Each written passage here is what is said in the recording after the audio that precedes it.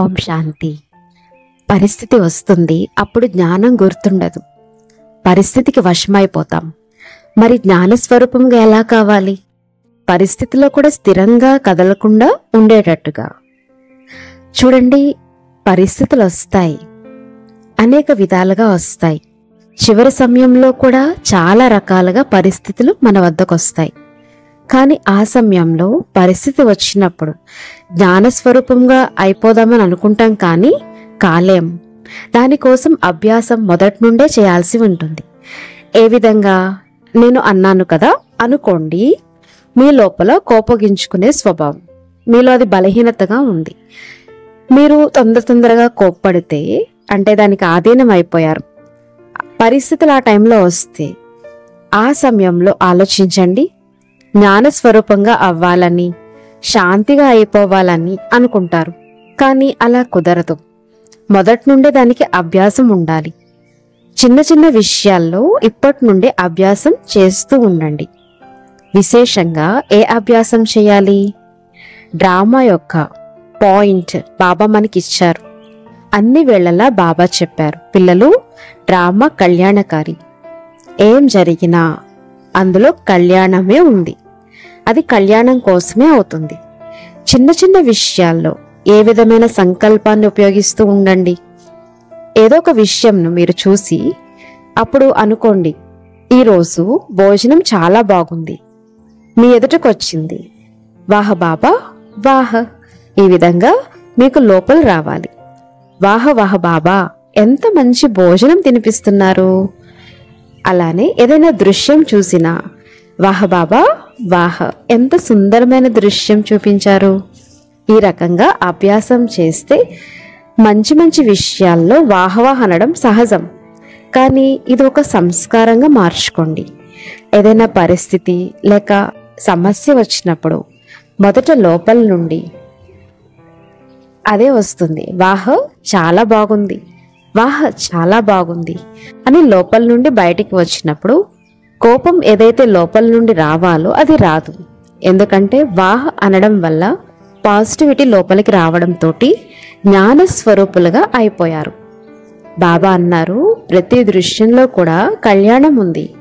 ఆ తర్వాత మనం చూసే దృష్టికోణం కూడా మారిపోతుంది. నెగటివ్ దృష్టికోణాన్ని చూసేందుకు బదులు చక్కటి పద్ధతితో చూడడం మొదలు పెడతాం. వాహ అని నేను అన్నాను. ఇందులో వాహవాహ ఎలాంటిది? ఏం నేర్పిస్తుంది? ఏ పరిస్థితి వచ్చినా ఎందుకు వస్తుంది? మిమ్మల్ని అనుభవిగా చేయటానికి, ఏదైనా కొద్దిగా నేర్పించటానికి, ఏదైనా ఇవ్వడానికే వస్తుంది. అందులో కూడా అవసరమైనదే ఇవ్వడానికి వస్తుంది. ఏదో ఒకటి ఇచ్చి వెళ్తుంది.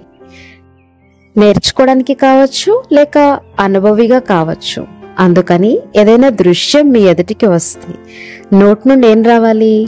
వాహ బాబా వాహ, వాహ డ్రామా వాహ అలా అంటూ ఉంటే తర్వాత చూడండి వాహ ఏంటి అనేది మీకు తెలుస్తుంది.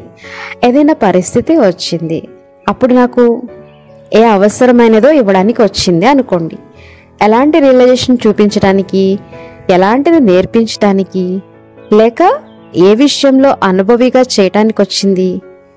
ఎంత అనుభవాన్ని ప్రాప్తించుకుంటూ వెళ్తే అనుభవం పునాది దృఢంగా అవడానికి మొదలవుతుంది. బాబా ఎల్లప్పుడూ ఏమంటారు? ఇలా అనుభవిగా అయిన వారిని మాయ ఎప్పుడు మోసం చేయదు. అందుకని పరిస్థితులు చివరి సమయంలో వస్తూనే ఉంటాయి. కానీ ఈ పరిస్థితిలో కూడా మొదటి నుండే మిమ్మల్ని అనుభవిగా చేస్తుంది. ఎలాంటిది అని అంటే చిన్న చిన్న విషయాల్లో అనుభవిగా కండి. అప్పుడు చాలా పెద్ద పెద్ద పరిస్థితులు వచ్చినప్పుడు ఆ సమయంలో సహజ సిద్ధంగానే అనుభవిగా ఉన్న కారణంగా మీరు దాన్ని హ్యాండిల్ చేయగలుగుతారు, ఓవర్కమ్ చేయగలుగుతారు, దానిని దాటివేయగలుగుతారు. మీకు ఆ వేళలో ఎంత సంతోషం ఉంటుంది అని అంటే, అందుకే బాబా అంటారు, చాలా కాలపు అభ్యాసము చిన్న చిన్న విషయాల్లో నేను చేశాను. ఆ అభ్యాసం ఈరోజు నాకు పనికొస్తుంది. అందుకని ప్రతి సమయంలో ఈ అనుభవం గుర్తుండాలి. నేను నా అనుభవంను చెప్పాలి అని అనుకుంటున్నాను. నేను ఈ విషయం అభ్యాసం చేశాను. ఏం జరిగినా డ్రామా కళ్యాణకారి. నేను ఒకసారి చాలా తొందరగా నడుస్తున్నాను. అకస్మాత్తుగా అనుకోలేదు, పడిపోయాను. కాలుకి కొంచెం దెబ్బ తగిలింది, అంటే ఫ్రాక్చర్ అయింది పడిపోవడంతో. కానీ పడిపోగానే కాలికి ఎంత నొప్పి అనిపించింది అని అంటే, కానీ మొదట సంకల్పం ఇదే వచ్చింది, తప్పకుండా ఇందులో ఏదో కళ్యాణం ఉంది. ఎందుకంటే ఈ అభ్యాసం చేసి ఉన్నాను. ఆ సమయంలో ఏమని అనుకున్నాను, ఇందులో తప్పకుండా కళ్యాణం ఉంది అని. ఇంకా ముందు ముందు ఇందులో ఏ కళ్యాణం దాగి ఉందో. నిజంగా చెప్పాలనంటే చాలా నొప్పిగా ఉంది. దానిని సహించే శక్తి వచ్చింది, దానిని దాటివేసే శక్తి కూడా వస్తుంది. ఆ సమయంలో నేను ఫ్లైట్కి వెళ్ళాల్సి ఉంది.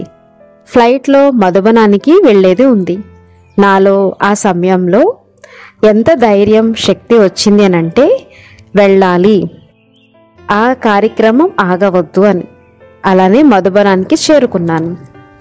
అక్కడికి వెళ్ళగానే నిజంగానే ఏమని అనుభవం అయింది అని అంటే, ఎన్ని కళ్యాణకారి విషయాలు ఇందులో ఉన్నాయో అని.